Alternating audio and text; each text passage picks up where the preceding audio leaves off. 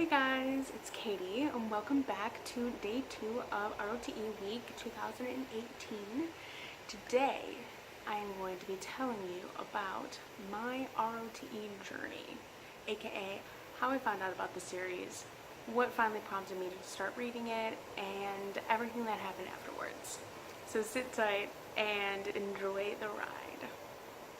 So once upon a time, back in June of 2015, which is right after I graduated from college, I wanted to get back into reading again. So I looked at my bookshelves and I was just not feeling anything that was on there. So I texted one of my good friends from undergrad and I was like, hey, you read books, can you give me some good recommendations? And her response was, sure. What kind of books do you like to read? And so I told her fantasy, mystery, and historical fiction. And she doesn't really read the latter two as much. So she's like, okay, here are these fantasy series. Took a look at them. I was like, okay, cool. Like, I'll take a look and decide what I'm gonna do. And so I looked, and two of them really appealed to me. The one with the Elderlings, and then one other series that I'm just not gonna talk about yet. And I was like, okay, cool. So I searched around and I got some copies of several of the books, and then I waited. For some reason, I just decided to pick up this one book that was on my shelf. I don't know why, and it ended up being a bit of a strange read. And then I read another book, The Historian, and then after that I needed some time because that ending was just insane and I just fell in love with that book. So I took a bit of a break. Then come September 10th to be exact, I was like, okay, it's time. So I picked up Assassin's Apprentice, and if you can say, the rest is history. But that's not quite what happened. So I started it, and the first book took me some time to get into. One, because, I don't know, just something about the style of writing really bothered me at the time. But then also it was just very slow moving. It wasn't what I was expecting at all. And so, I mean, it took me a month to get through like that 300-page first book. So I texted my friend throughout my first reading and I was like, not so sure how I was feeling about it. I was like, I'm interested and I'd keep going. Then I would also read it late at night, so I'd fall asleep while reading it a lot, and then I just would not go back and read it again. I was really dumb back in those days. And so took me a while to figure out what was happening and what was going on and getting used to the weird character names, and I just felt like the world building was not fleshed out enough.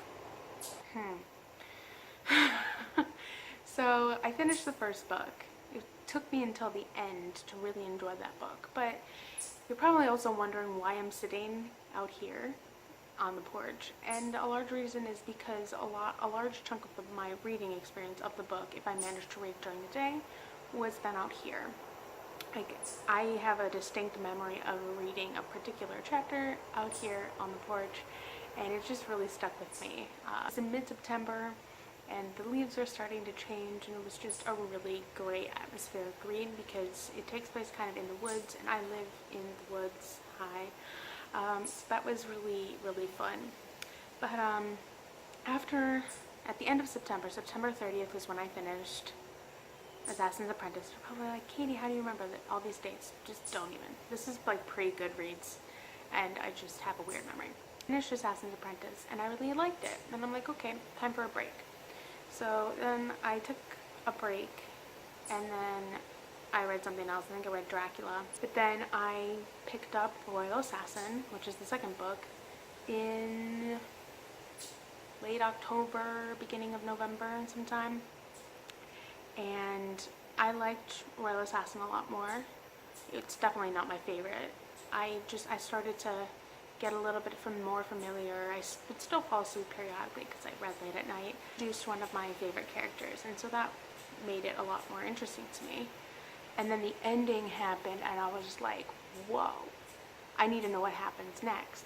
So as soon as Royal Assassin finished, I jumped right into Assassin's Quest. And that's really where I started to get more and more comfortable. The book moved a lot quicker. I was more invested in it. And I just had a generally positive reading experience. But it wasn't quite to what I wanted it to be, because Assassin's Quest ended on such a sad note. It just left me feeling very unsatisfied. But at that point, I knew that there were a lot more books to come, so I was like, okay, that's fine. And then I also knew that the next trilogy was going to be different, follow different characters and whatnot. So I was like, am I gonna like this? And I mean, I'll keep going and I'll push through, and I just wasn't sure if I wanted to get to know new characters again. But my friend encouraged me once again. She's like, you need to read it in this order. Like, I know a lot of people like read it this way, don't do it that way. So I was like, okay, I'll read them according to the way you're telling me to read them. So I started the live ship books in late February, early March, and best decision. I took several months off. I needed to just absorb it, and I just needed a break, and so I just stopped for a couple of months. And then, as I said, in March I picked up the first live ship book, which is Ship of Magic, and literally from the first page I was hooked. I just knew it was going to be a new favorite book of mine, and I fell madly in love. And that's really, really where my love for the series started to just explode. Before, I was like knee-deep invested, and I was like, that's cool, or maybe even waist-deep. No, the live ship automatically made me become like chest-deep invested, and by the end of live ship, I was neck-deep invested. And I just could not get over that.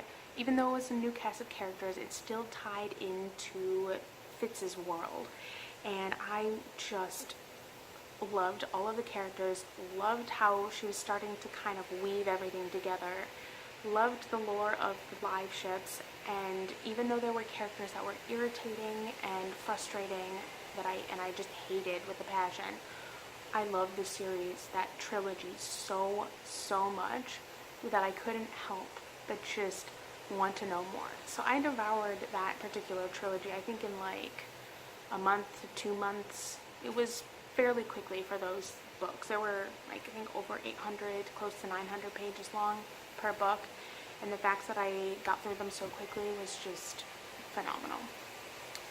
And just the pacing of those books and the world building of that particular trilogy was some of the most phenomenal I think I've ever read, and it just captivated me. Then after I finished the live ship books, it was time to go back to Fitz. And I was a little nervous because I was like, I loved live ship so much, and last time we left Fitz I wasn't so sure. It was a completely different experience reading the Tawny Man books. I just loved them so much. I found that my love for Fitz had grown exponentially, and I just loved him so much as a character. Plus, we got to see another one of my favorite characters so much more than we did in the earlier books, and that's the Fool. And just the way that their relationship and all of Fitz's relationships and things were explored, and the character growth that we got to see in Tawny Man was just incredible. So I definitely 100% loved that trilogy a whole lot. And by the time we got to the last book, I was just over my head for love. But one thing I'm going to mention is my first tears were not shed until the very last book of the live ship books.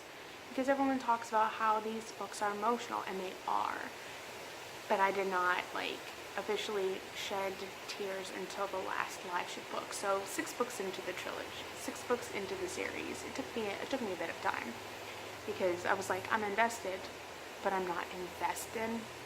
But then every book after that, pretty much, tears, man. Tears. So I read some of the other like short stories and novellas as kind of an interlude, because I was getting ready to start law school at that point, and I read those and I liked them well enough. Then I got to Tawny Man and was just so glad to be back with Fitz, and I adored him. But I read those more spread out because of law school, so I read Fool's Errand, like Christmas of 2016. That book, so good. And then I read the other two at the end of May, beginning of June of 2017. And those are really good. And I read them at a very, very rough period of time during my life. It was good to read those when I did. Took my mind off things and whatnot. But then I got into the Rain Wilds books, and I was not sure I was going to like those again because, or as much, because of my love for Fitz and the Fool at that point. And I read them, and I really enjoyed them. I have some very, very favorite characters from those books, and I just found that I was invested in their world. I mean, it took place in a different part of the world once again, and so I was just interested in all the lore and all the history, and Hobbs just finally starting to tie everything together again and again and again. She is a master world builder. Yeah, remember little naive Katie way back when she was reading Assassin's Apprentice and just like, hi, I'm not so sure about the world building and the writing style. Then fast forward to where Katie is in Rain Wilds Chronicles world, and I was just like, this world building is phenomenal. Just don't give up, friends. Just don't give up.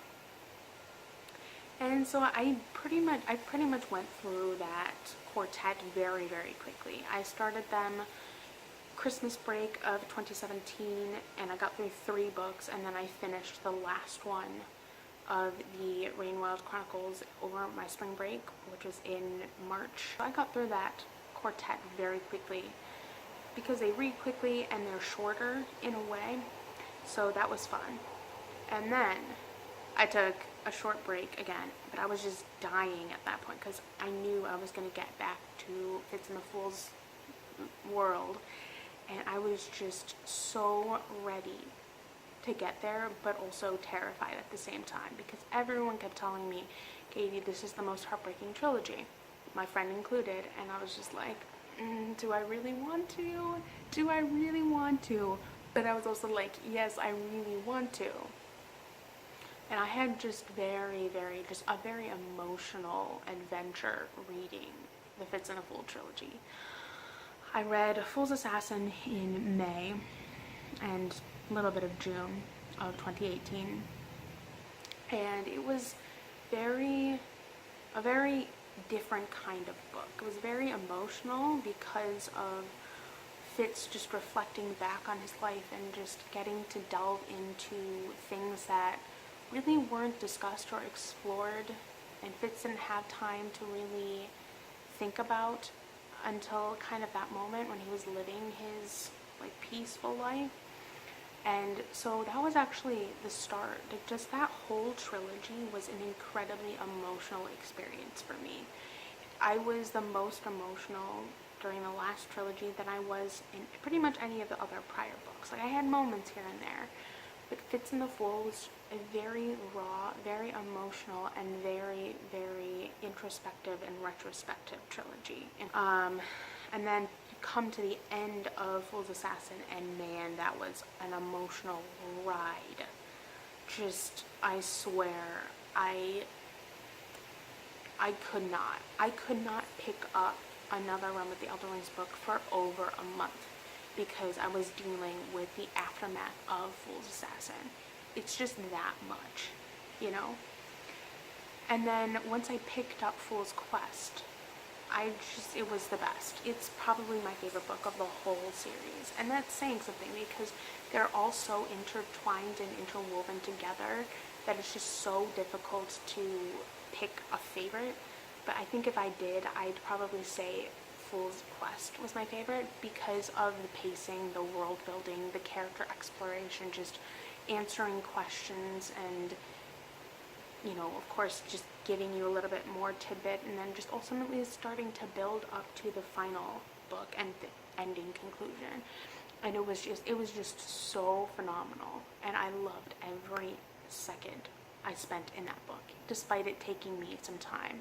Just so many things happened, happy, sad, angering, just every emotion you can possibly feel happened in that book, and it was just my favorite of my favorite.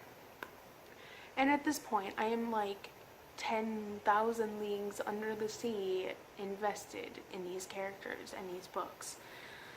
And it was just such an incredible ride.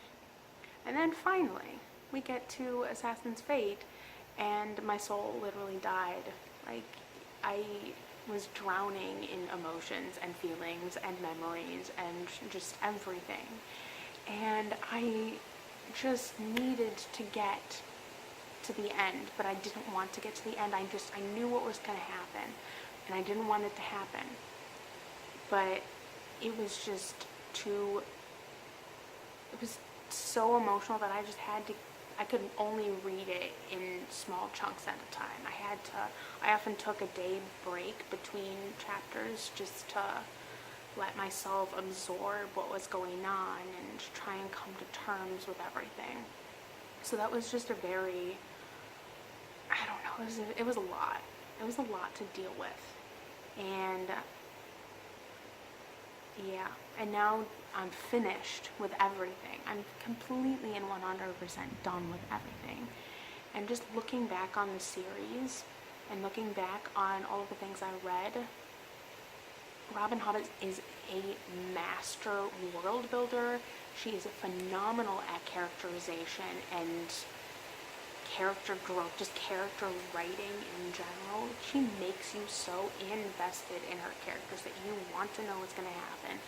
You're literally living the books with them. You're not just, I've said this before, you're not just reading them. You are experiencing them. You are living them. I dreamt about these books repeatedly throughout the 3 years because I was just so invested in them. And they've consumed my being for 3 years, and they probably will continue to consume me for forever. And I know that going back and rereading them will be the best and the worst at the same time, because now I know the culmination of the entire series, what happened in detail. And going back is probably going to be very, very emotional, but also very rewarding. And I'll pick up on a lot of things that I wouldn't have on first read, because there's just so much content and so many deeper meanings. As you've probably heard me say before, you can't just read these books at face value. I mean, you can, but you won't get the deeper message and the deeper meaning if you read it that way. You have to read it with an analytical mind. And yeah, I just loved every second I spent. And actually, in a way, the conception of doing this week-long thing, I originally wanted to do a month-long thing, but then I thought about it and I'm like, I don't think I'm ready for that yet. But doing this week-long RotE themed adventure, a large conception of it was doing this video in particular, because I don't want people to feel discouraged if they're not into the first book or the first trilogy. Keep going, because just looking back on my journey, I was not super invested at the point. I was just like, yeah, these are good, it's fine. But it wasn't until I got into the later trilogies that I really started to realize how much of an impact this series had on so many people, and myself included. I became so invested that it was insane. And I just wanted more content. But now that I finished, I think I can safely say that I'm mostly content with how it all went. And I say mostly content because there's always going to be something I want. But I don't think it's is enough to say that I want another trilogy. I think novellas and short stories and anthologies and things would suffice. But yeah, it's just a culmination of everything. And then once I finished a couple of weeks ago, I Skyped my friend like I did after each and every book to talk to her, and as per usual, we spent a very long time on Skype. But one thing that was different is this time we literally spent the entire time just discussing Assassin's Fate and everything that was in it and everything that we analyzed a lot, because there was so much to talk about. We talked for like 6 hours, guys, over 6 hours, and 95% of our time was spent talking about these books in particular, because wow, just wow. And so the big takeaway from this video is, if you don't like the first book or even the first trilogy, don't give up. Keep going, because you'll realize how important and how invested and how incredible everything is later. So yeah,